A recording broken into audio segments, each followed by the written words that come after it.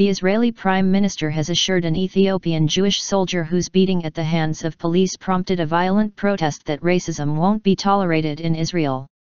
Monday's meeting, which was called by Benjamin Netanyahu, came a day after thousands of Ethiopian protesters clashed with police in Tel Aviv in one of the most violent protests in the city in recent memory.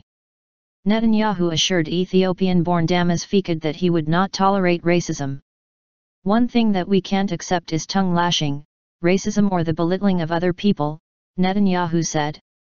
Fekade, whose beating was caught on camera, said that he condemned any type of violence, whether it be at the hands of the police or of demonstrators. "It's encouraging that it's the Prime Minister's personal initiative to talk to me and meet with me," he said.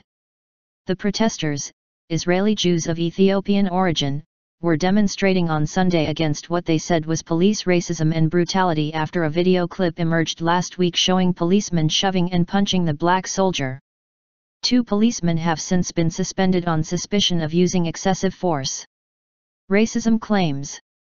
While Ethiopian Israelis have held demonstrations in the past, the protests have rarely turned violent, and never on the scale of Sunday's unrest in which 60 people were wounded and 40 were arrested. The protesters shut down a major highway in Tel Aviv, hurled stones and bottles at police officers and overturned a squad car. They were dispersed with tear gas, water cannon, and stun grenades. The clashes reflect widespread frustration within the Ethiopian community over poverty, unemployment, and discrimination. Israeli politicians, stung by community leaders' comparison of the incident to police violence against blacks in the U.S., scrambled to defuse tensions.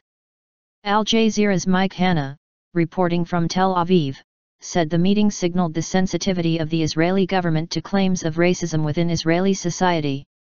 "These claims are made often and they have reached a peak in recent days," he said.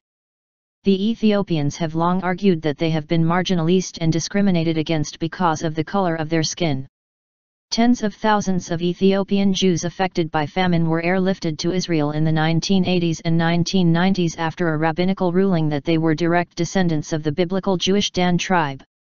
The community, which now numbers around 135,500 of Israel's population of more than 8 million and includes many born in Israel, has long complained of discrimination, racism, and poverty.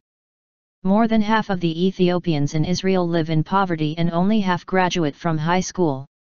The Israeli government is also frequently accused of racism for deporting African migrants.